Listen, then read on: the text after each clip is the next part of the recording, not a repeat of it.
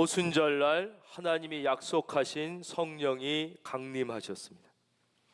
이 성령 강림 이후에 베드로는 이 성령 강림의 뜻과 의미를 설명합니다. 이것이 베드로의 첫 번째 간증이며 설교였습니다. 영국의 존 스토트 목사님, 20세기 가장 위대한 설교가 가운데 한 분인 이분은 이 베드로의 첫 번째 설교를 이렇게 요약합니다. 첫째, 성취의 시대, 메시아의 시대가 시작되었다. 둘째, 이것은 성경에 약속된 대로 예수님의 삶과 죽으심과 부활을 통해 일어났다. 예수님은 구세주로서 하나님의 보좌 우편에 높이 올려짐을 받으셨다. 넷째, 교회 안의 성령의 활동은 예수 그리스도가 현재적 권능과 영광을 지니고 계신다는 표시다. 여러분, 예수 그리스도는 지금도 살아서 우리와 함께 하시는 것입니다. 이 예수 그리스도께서 현재적 권능, 즉 2000년 전에 십자가에 죽으시고 부활하신 다음에 사라지신 게 아니라 지금도 여전히 살아계셔서 우리와 함께 하신다는 이 예수 그리스도의 현재적 권능과 영광, 이게 바로 성령의 활동으로 표시된다는 것이죠. 다섯 번째, 메시아 시대의 완성은 머지않았으며 그리스도의 재림으로 완성된다. 마지막으로 회개하는 모든 자들에게는 죄 사함과 성령의 선물이 주어질 것이다. 이 베드로의 첫 번째 설교 위에 이제 하나님은 연이어서 이 초대교회의 상징적 기적의 사건, 실제적 사건이죠. 바로 날 때부터 안진뱅이였던 사람이 걷기도 하고 뛰기도 하며 하나님을 찬양하는 이 위대한 사건을 보여주십니다. 다시 말씀드리지만 이 사건이 매우 중요한 이유는 날 때부터 안진뱅이였던 사람이 단순히 건강을 회복했다는 데 있는 것이 아닙니다. 바로 2000년 전에 이 사람은 오늘날 모든 현대인의 실존을 정확하게 묘사하고 있는 사람이기 때문이죠. 날 때부터 자기가 잘못해서 안진뱅이가 아니에요. 자기가 무슨 실수해서 그런 게 아니에요. 날 때부터 그렇게 태어나는, 이게 우리의 절망 아닙니까? 그러나 모든 인간은 그럴 수밖에 없는 거예요. 우리는 죄 중에 잉태되었고 원죄 가운데 태어나서 죄를 짓지 않으려고 발버둥치지만 어쩔 수 없이 죄를 지면서 살 수밖에 없는 우리의 실존. 그리고 이 사람이 얼마나 많은 불필요한 두려움과 염려로 그의 삶이 가득 찼겠습니까? 오늘은 또 누가 나를 등쳐먹지 않을까? 오늘은 누가 나를 이 구걸하는 장소까지 데려다 주나? 안 데려다 주면 어떡하나? 혹시 내일 비가 와서 장사를 공치면 나는 무엇으로 먹고 사나? 늙으면 나는 어떻게 할까 하는 온갖 불필요한 두려움과 염려로 가득한 삶을 사는, 이게 현대인의 모습이라는 거예요. 여러분, 축복하겠습니다. 예수 그리스도의 이름의 능력으로 말미암아 이 모든 불필요한 두려움과 권심으로부터 해방될지어다. 이것은 인간의 힘으로 불가능한, 오직 나사렛 예수 그리스도의 이름, 나사렛 예수 그리스도로부터 말미암은 믿음만이 우리를 살릴 수 있는, 바로 이 나사렛 예수 그리스도의 이름으로 이 사람이 일어나 그 절망을 딛고 걷기도 하고 뛰기도 하며 하나님을 찬양하게 됩니다. 이 하나님을 찬양했다는 것은 아주 중요한 의미가 있는데, 이 사람은 날마다 성전에 오던 사람이에요. 날마다 성전에 왔지만 그 사람에게 진짜 성전의 의미는 없었어요. 날마다 성전에 왔지만 그 사람에게 진짜 하나님을 만나는 경험은 없었어요.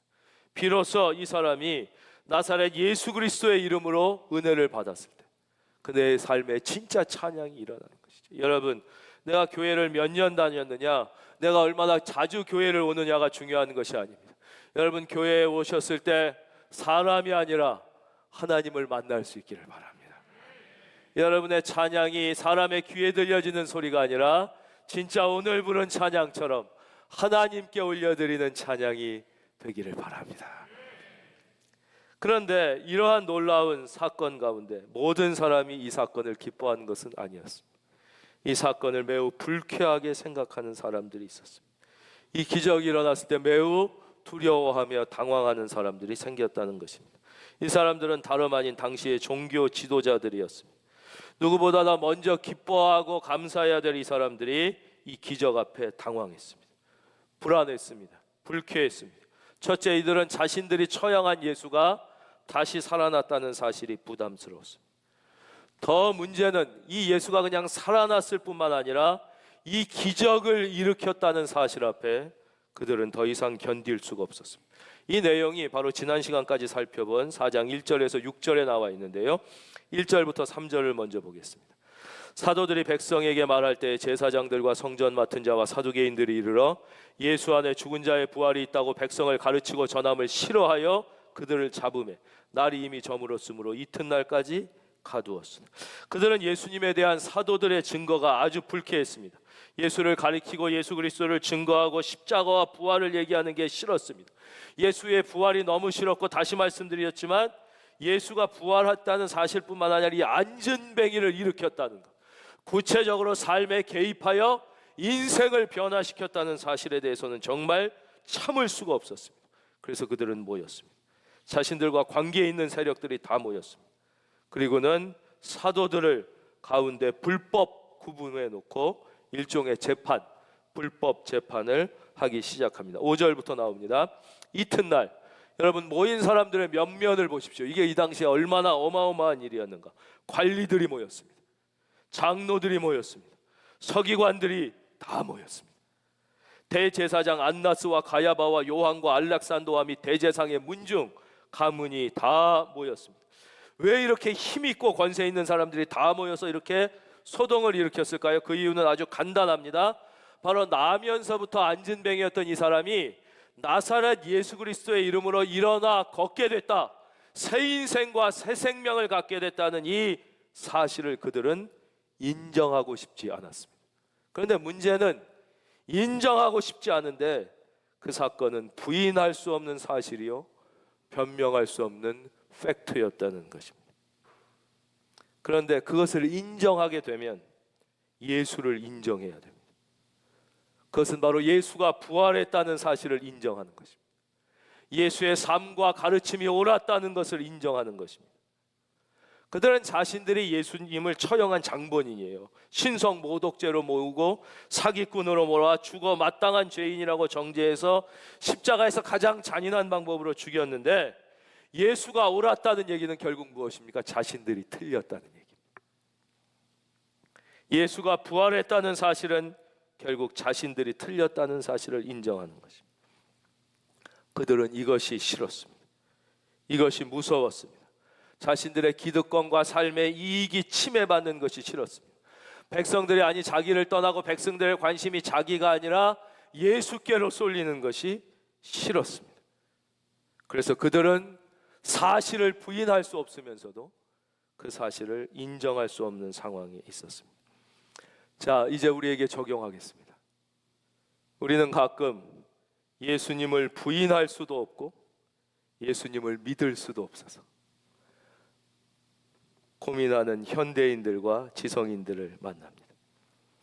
예수님을 인정하자니 자기가 지금까지 생각했던 것이 틀렸다는 것을 인정해야 돼요. 또 자기를 포기해야 합니다. 그것이 너무나 싫고 무서운 것입니다. 그러나 안 믿자니 불안합니다. 안 믿자니 내 속에 양심이 소리를 지릅니다. 그리고 나의 영혼 속의 삶 가운데 부인할 수 없는 사건들이 자꾸 생깁니다. 여러분, 많은 사람들이 성령님에 대해서도 비슷한 입장에 서 있습니다. 성령님을 온전히 인정하자니 괴롭고 인정하지 않자니 또 괴롭습니다. 그래서 예수를 믿으면서도 성령을 어중간하게 믿습니다. 특별히 예수님을 잘 믿는 아내나 예수님을 잘 믿는 부모님을 둔 남편이나 자녀들은 더 괴롭습니다. 부인에게 핀잔을 줍니다. 당신은 너무 감정적으로 믿어, 생각 없이 믿어, 무식해서 그런 거. 엄마 아빠는 무조건 그렇게 믿어? 그 생각을 해봤어? 그게 상식에 맞아? 라고 얘기합니다. 그러면서 자기는 꽤 합리적인 양, 이성적인 양 그렇게 생각합니다. 어떤 사람은 여기서 한 발 더 나가서 자기는 매우 도덕적이고 의롭지만 교회는 다 썩었다고 얘기합니다. 야, 요즘에 안 썩은 교회가 어딨냐? 교회가 다 썩었지. 요즘에 교회들이 그게 교회냐? 그러나 그렇게 얘기해 놓고도 마음속에는 어쩔 수 없는 갈등이 있습니다. 자기가 옳았다는 확신이 없습니다. 핀잔을 줬지만 마음속에 무언가 계속되는 변민이 있습니다. 여러분, 이런 분들에게 부탁하고 싶습니다. 여러분, 예수 빨리 믿는 게 최선입니다. 교회에 빨리 나오는 것이 최선입니다. 그 길 밖에는 다른 길이 없습니다. 왜냐하면 그리스도는 사실이기 때문입니다. 여러분이 아무리 부인하고 변명하고 피해가려 해도 예수를 피해갈 길은 없습니다. 그분은 실제이기 때문에. 그분은 이론이 아닙니다. 그분은 관념이 아닙니다. 예수는 철학이 아닙니다. 예수 그리스도는 살아계신 하나님의 아들이십니다. 그분은 죽음을 이겼고 부활하셨을 뿐만 아니라 지금도 살아 역사하셔서 그가 누구든지 간에 그분을 사랑하고 환영하고 모셔드리는 모든 사람의 마음속에서 그 사람의 삶을 변화시키며 그와 함께 하시며 그에게 생명을 주시는, 할렐루야, 그는 실체이시기 때문입니다. 분명합니다. 복음의 역사, 성령의 역사, 예수 그리스도는 실제로 있는 사실입니다. 나면서부터 안진뱅이 된 사람이 나사렛 예수 그리스도의 이름으로 실제로 일어나 걷게 된 것처럼 누구라도 관계없이 예수 그리스도를 진짜 영접하고 성령을 받아들인 사람은 자기의 안에, 내면 안에 실제적인 영적인 변화가 일어났다는 사실을 압니다.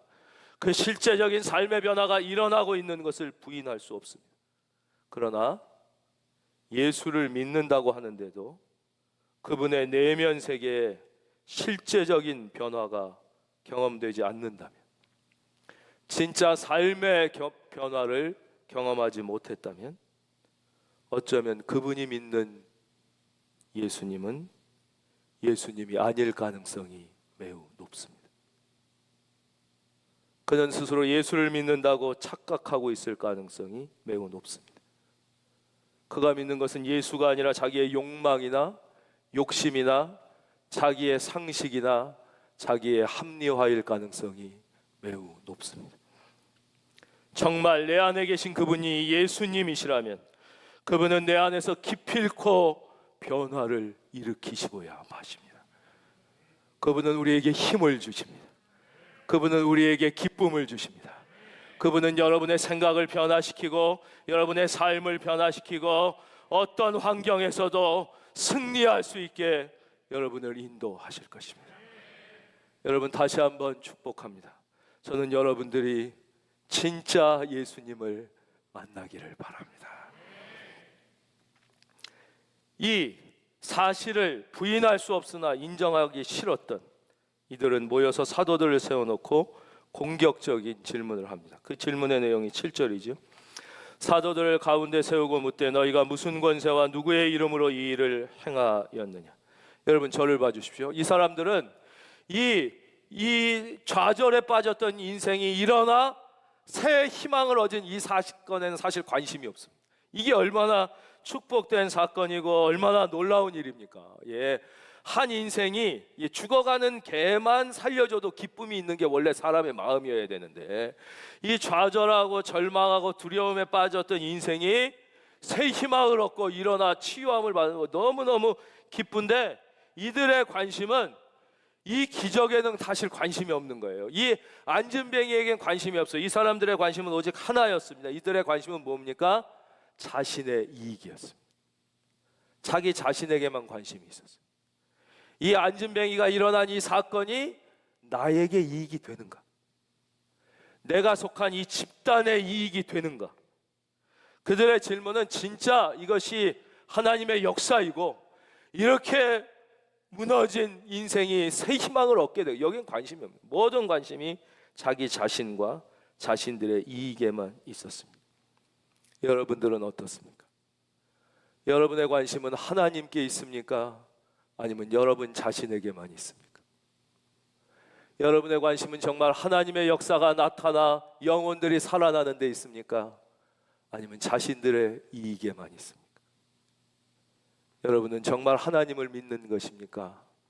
아니면 나의 이익을 위하여 하나님을 이용하고 있는 것을 믿음이라고 착각하고 있는 것은 아닙니까? 그래서 이들은 본질을 제쳐놓고 비본질적인 질문을 합니다.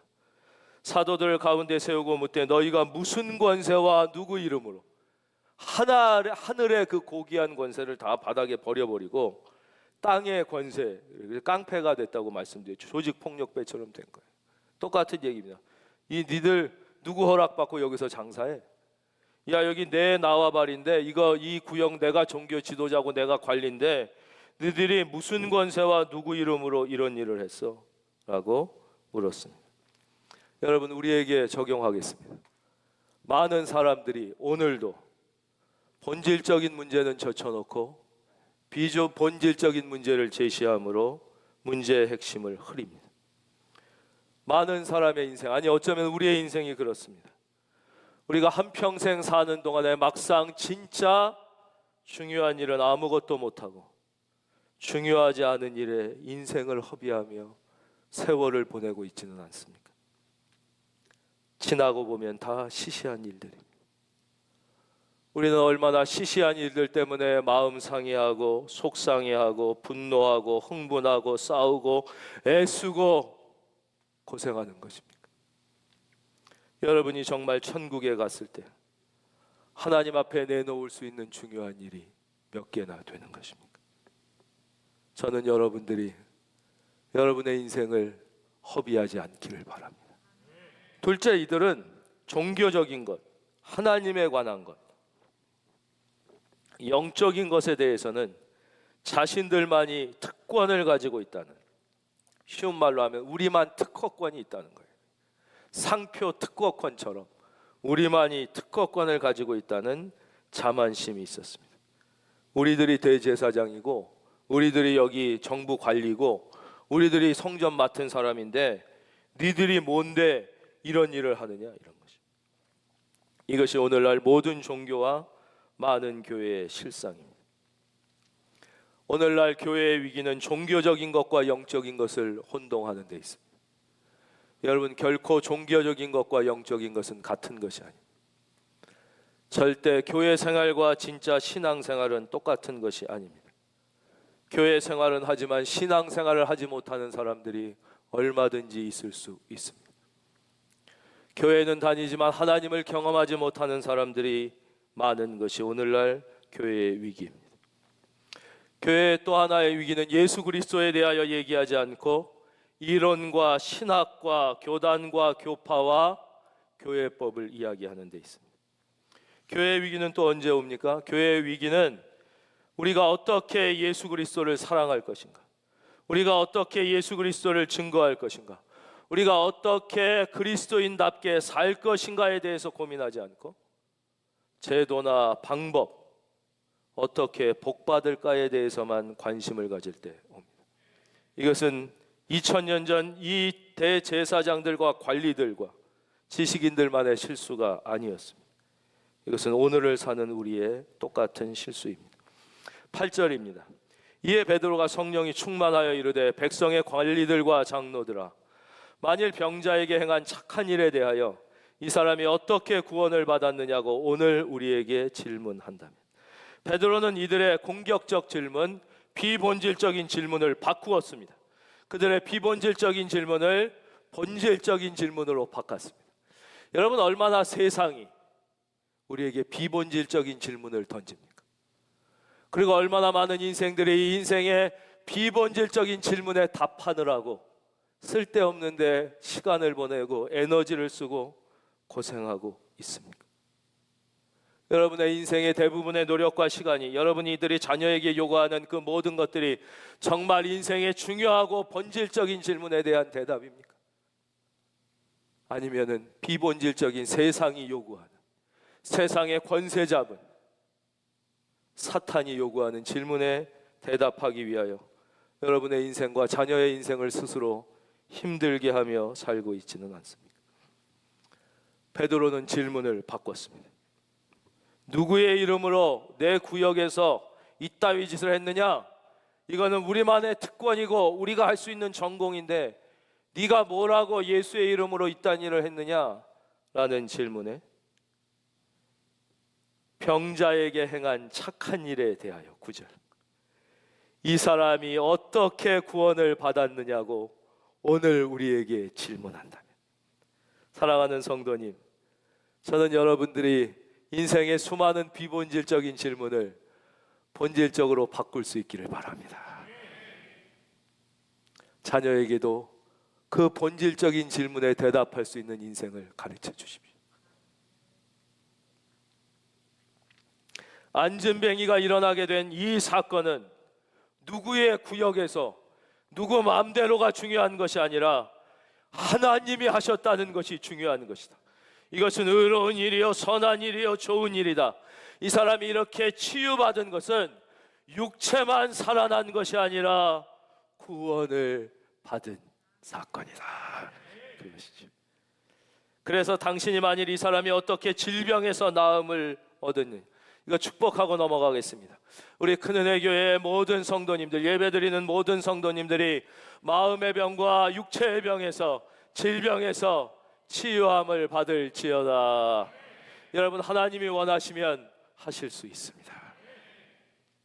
하나님이 원하시면 하실 수 있습니다. 그렇게 질문한다면 나는 분명하게 당신에게 이렇게 대답하겠다. 바로 나사렛 예수 그리스도의 이름, 예수님으로부터 말미암은 믿음이 이 사람을 치유했고 이 사람을 구원했다.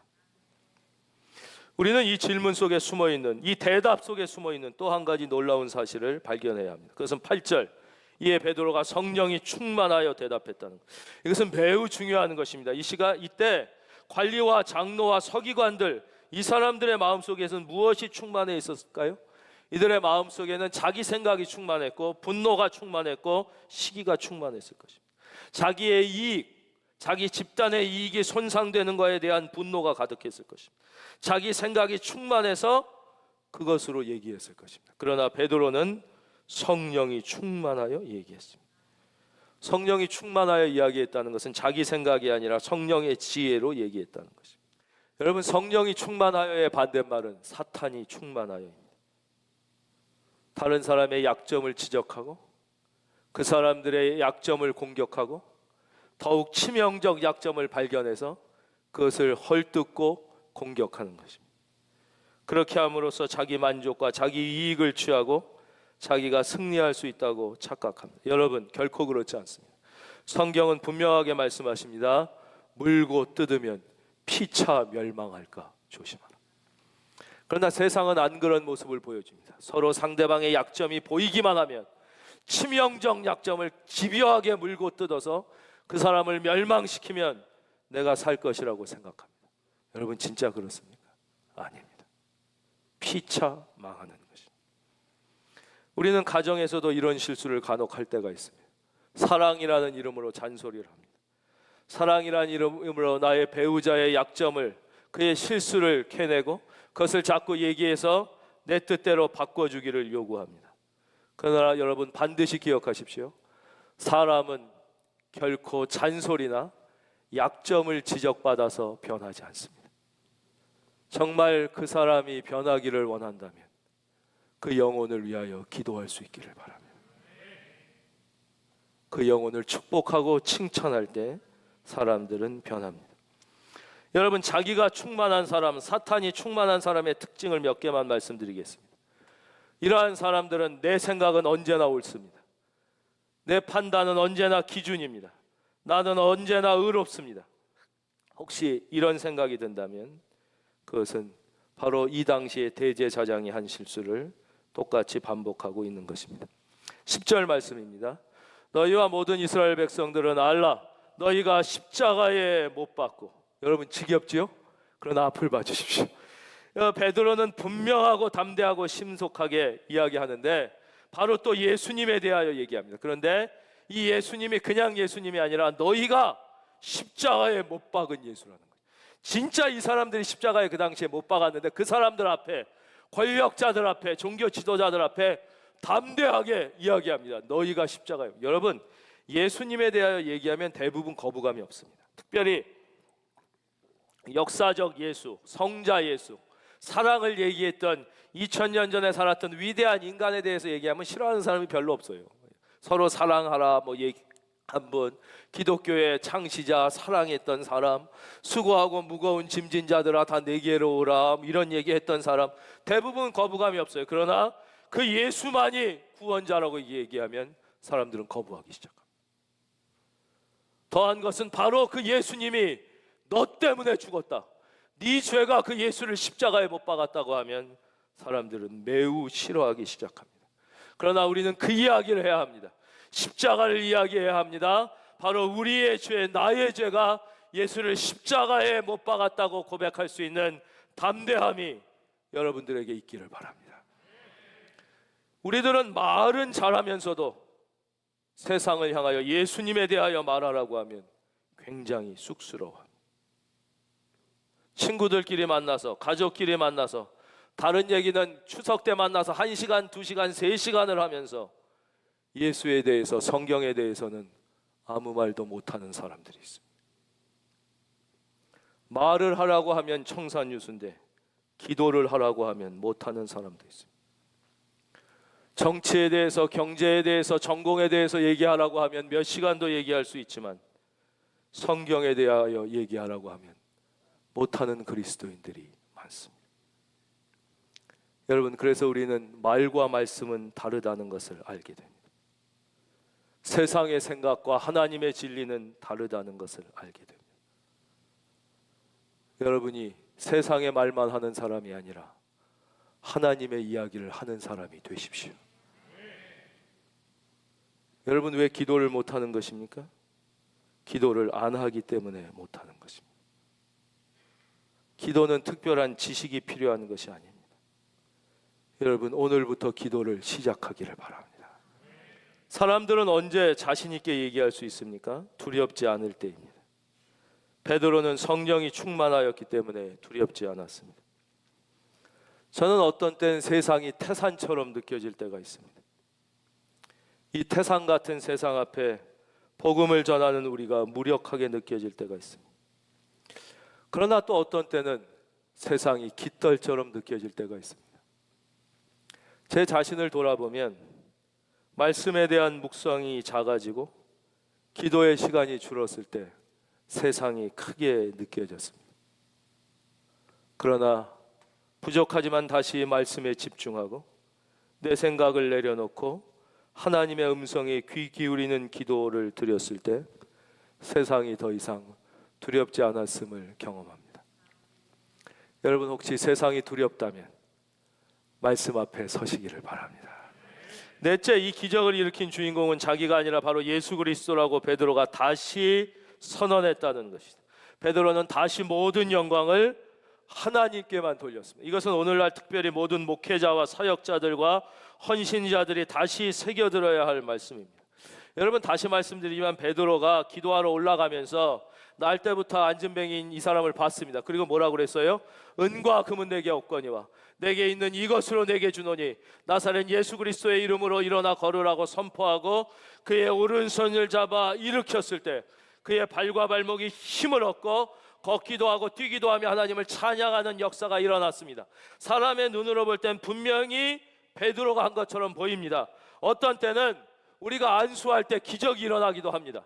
교회에서 기도할 때 놀라운 일이 우리 교회에서 나타나기도 합니다.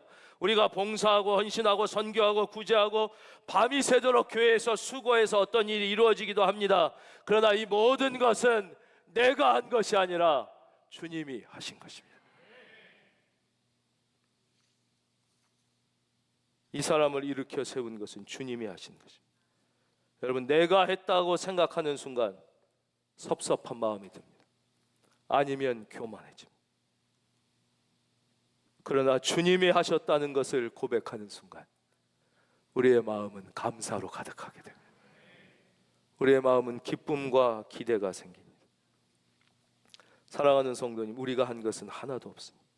모든 일은 다 주님이 하시는 거죠. 우리가 봉사하고 우리가 헌신하고 여러분 다 주님이 하게 하시는 것입니다. 이게 베드로의 고백입니다. 교회가 모든 영광을 예수님께 돌리지 못할 때 교회는 인간의 집단으로 전락하게 됩니다. 얼마나 많이 모이느냐가 아닙니다. 아무리 많이 모여도 그것은 인간의 집단에 불과한 것입니다. 교회는 인간이 얼마나 많이 모였느냐에 그 가치가 있는 게 아니라 세 사람이 예수의 이름으로 모인 것이. 할렐루야. 그래서 여러분의 가정이 교회가 될 수 있는 거예요. 그것이 예수님의 이름으로 모인, 그것에 가치가 있고 의미가 있는 것입니다. 그러나 기고만장하여 교회가, 성도가 하나님께 영광을 돌리지 못하면 교회는 인간의 집단이 되고 그는 주의 영이 머물지 못하는 것이 되는 것입니다. 여러분, 세상에 성자가 어디 있습니까? 우리는 모두가 다 죄인일 뿐입니다. 우리가 할 수 있는 것은 아무것도 없었습니다. 주님이 헌신도 하게 하신 것이고 봉사도 하게 하신 것이고 사랑도 다 하게 하신 것입니다. 다만 자신이 죄인인 줄 알고 십자가 앞에 나와 무릎 꿇는 죄인이 있고 자신이 죄인인 줄 모른 채 기고만장하여 세상을 향해 끊임없이 싸우고 있는 죄인이 있을 뿐입니다.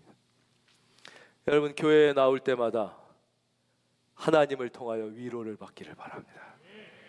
저는 이 주일이 하나님이 여러분에게 힘을 주시는 시간이고 여러분을 치유하시는 시간이고 위로하시는 시간이고, 여러분은 그래서 주일날 교회 나오시면 절대 사람을 보지 말고 목사를 보지 말고 하나님을 보셔야 되는 것입니다.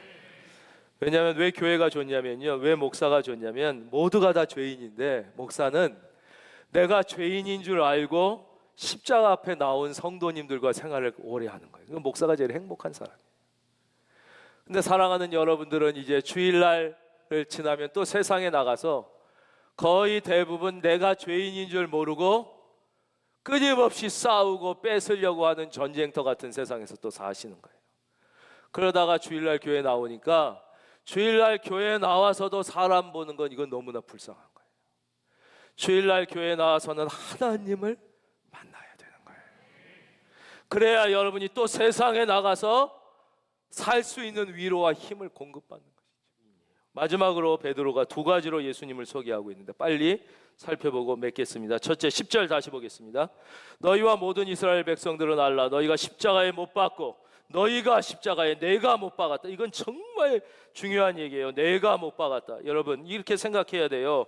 우리가 예수님을 얘기할 때 예수님이 십자가에 못 박히신 지 2000년이 지났지만 내가 예수님을 몰랐을 때 내 안에 있는 죄가, 내 인생 자체가, 내가 끊임없이 지은 죄가 예수님을 십자가에 못 박게 했군요. 예수님 정말 그렇습니다. 제가 당신을 십자가에 못 박은 장본입니다라고 인정하고 고백하고 눈물 흘릴 때만이 예수님과 내가 비로소 상관이 있어지는 것이죠. 그렇지 않을 땐 그분이 나와 상관이 없어요. 여러분과 예수님이 상관이 있기를 바랍니다. 그럼 그러고 끝나는 게 아니에요. 여러분 스스로에게 한번 물어봐 보시고 우리 적용하겠습니다. 과연 우리는 오늘 얼마나 예수님께 영광을 돌리며 살고 있습니까? 여러분, 혹시 여러분이 듣든 못 듣든 저까짓게 예수 믿는 사람이야 이런 얘기 들으며 살고 있지는 않습니다. 여러분들의 가족이나 이웃이나 친구들이나 여러분의 배우자가 저런 게 집사야, 혹시 그런 얘기 들으며 살고 있지는 않습니다. 우리는 여전히 오늘도 십자가의 예수님을 못 받고 있는 것입니다. 여러분, 우리 교회를 생각할 때 혹시 그런 마음이 들지는 않습니까? 야, 저런 것들이 다니는 게 교회야? 저런 것들이 모여있는 데가 교회야? 그렇다면 우리 교회는 오늘도 여전히 예수를 죽이고 있는 것입니다. 우리가 이것을 인정해야 합니다. 다시 말씀드리지만 이 세상에 성자가 어디 있습니까? 예수를 다시 십자가에 못 박지 않고 사는 사람이 몇 명이나 됩니까? 그것을 인정하고 고백하고 사는 사람이 있고 잘난 줄 알고 교만에 빠져 사는 사람이 있을 뿐입니다. 여러분에게 은혜가 있기를 바랍니다. 말씀을 맺겠습니다. 내가 죽인 예수, 그러나 하나님이 살리신 예수, 바로 이 예수님이요, 이 안진뱅이뿐만 아니라 이 안진뱅이에게 그렇게 하셨듯이 우리를 질병으로부터 건강하게 하시고 우리에게 절망에서 소망을 주시고 우리를 좌절에서 새롭게 일으켜 주시는 분이에요. 예수님은 믿는 자에게, 오늘도 그분을 믿고 가슴속에 모셔드리는 자에게 어제나 오늘이나 영원토록 동일하신 분이기 때문에, 즉 2000년 전에만 이 안진뱅이를 일으켜 세우신 분이 아니라 바로 이 사건은 오늘 여러분의 마음속에, 여러분 개인의 삶 속에 다시 일어날 수 있다는 사실을 믿으십시오.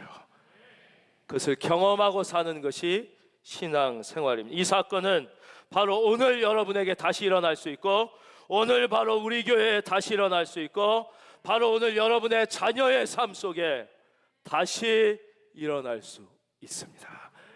바로 여러분의 개인의 삶 속에 이번 주도 주님과 함께 이러한 사건들을 경험하며 치유의 사건, 회복의 사건, 소망의 사건들을 경험하며 사는 한 주가 되시기를 주님의 이름으로 축원합니다.